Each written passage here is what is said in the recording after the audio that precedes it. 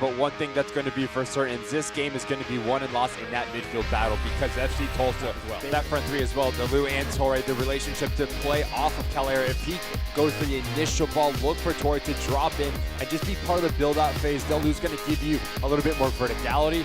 Colli and Diallo understanding the spaces that they want to operate in higher up the field. For Luke Spencer, he wants his side to be really aggressive going forward. That word aggressive, that's really the operating word for this Tulsa side, and something Terry Boss is very well aware of. In our conversation with the Lexington coach, he expected a lot of balls over the top towards Calheira, Dalou, and Torre, and the second balls off of that, that's where this game he feels will be won and lost. It's Lexington right to left in the black, Tulsa left to right in the white. We're underway from Lexington. Final match of the week here in USL Championship. Glad to have you with us. One of the themes about both of these teams this year has been they've been difficult to play through. We've seen that so far, not allowing much. Just 2 shots again, both for Tulsa. And foul against Tulsa. He needs to become more influential, Nick Firmino. And it's actually Ketterer that breaks the line with his throw. If you can get him in between that back line and midfield line, now that allows Marcus Sepps, Cory, Burke, Goldthorp to be really expansive and aggressive. And those are the players that you want operating higher up the field for Terry Boss. But the problem is right now for Lexington, not doing a good job. This is better. Played through by Goldthorp in front. And it's still alive off the post. Good back run from Jacob Greene to keep that alive. In between the lines, I love this run from Sargent. Underlapping Goldthorp, and now you're just asking for numbers. Magic happened down the left side. Best chance of the evening so far.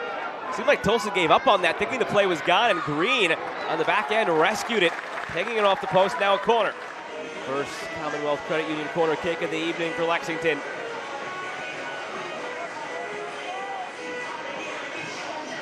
And swinger, and away by Batista. It's been the season for Lexington. Won't throw for Tulsa. Penalty. Shout for a penalty, and they get it. On their first touch inside the 18, Lamar Batista earns a penalty for Tulsa.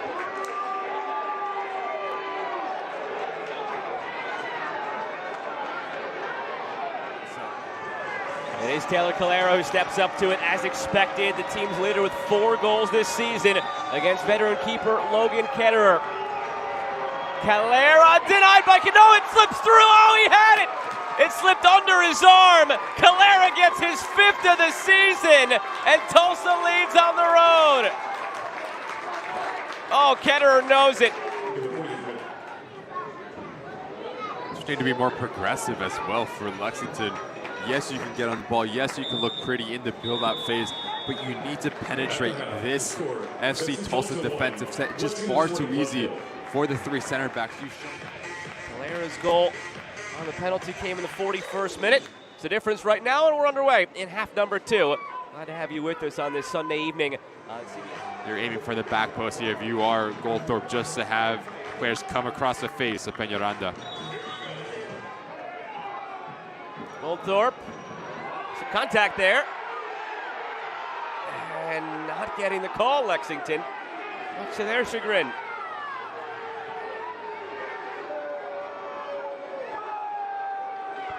As this ball's lofted to the back post, there is a little bit of contact here.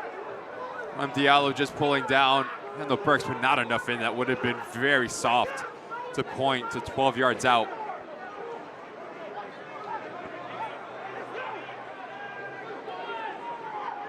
Lucas Stauffer just recently did come over from Lexington to Tulsa. Perhaps part of the reason he was as apologetic as he was after that challenge against a player he just called the team in until a couple of weeks ago. Calheira, outside of the penalty, has been quiet. Feeds this one centrally. Taken right off the half volley by Colli, but saved by Ketterer. That's good technique here from Colli. As this ball comes across, just keeping his head down and just swiping through the ball. And the problem straight at Ketterer.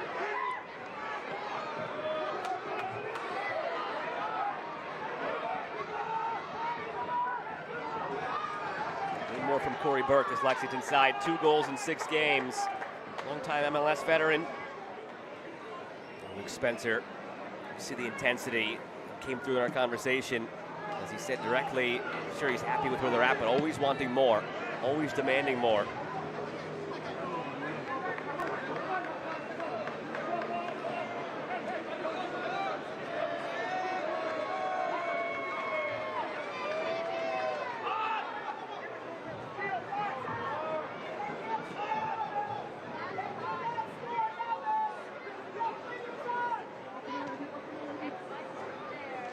Nothing yet for Peñaranda to do in terms of a save to be made.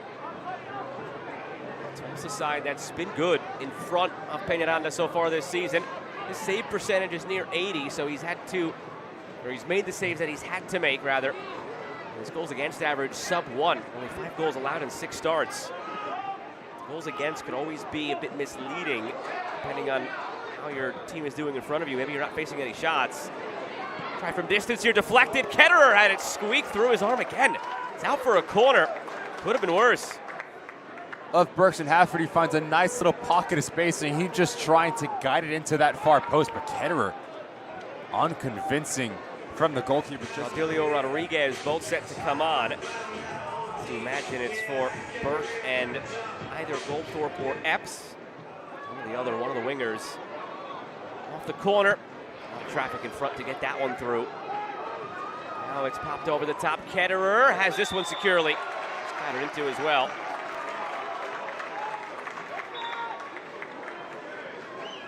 And here come those changes for Lexington. It'll be Goldthorp sacrifice for Rodriguez.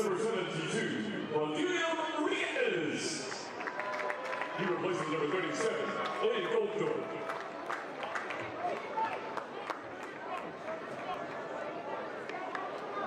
And it is Cory Burke coming off for Cameron Lancaster. 17, Cameron Lancaster.